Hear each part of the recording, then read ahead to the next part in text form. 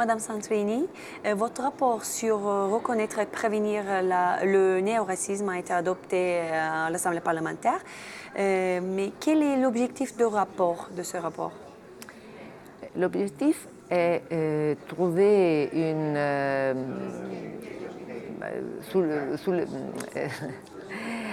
créer une attention sur les thèmes d'un racisme sans race.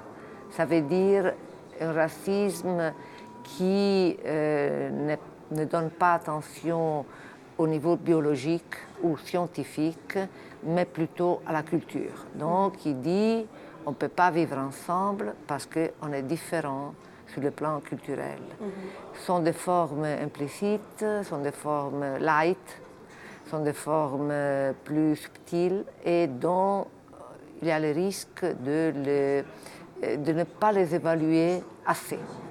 Donc je voudrais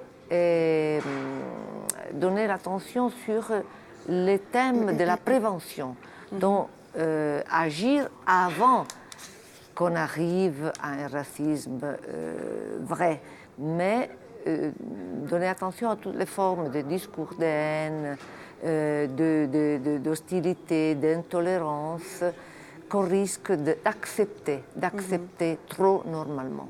Et peut-on dire, par exemple, des fois, le racisme caché, par exemple, quand on dit dans les phrases, parce que vous aussi marquez sur votre rapport, je ne suis pas raciste, mais les phrases qui commencent avec cette... Je ne suis pas raciste, mais parce que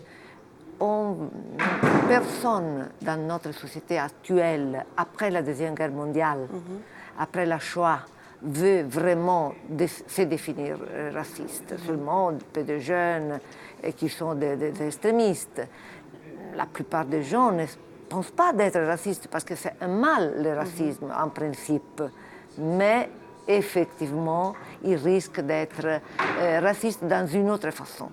Donc, dans ce contexte, quelles sont vos recommandations pour prévenir le néo-racisme? Oui, on a fait plusieurs recommandations sur le plan politique, et sur le plan culturel, sur le plan juridique.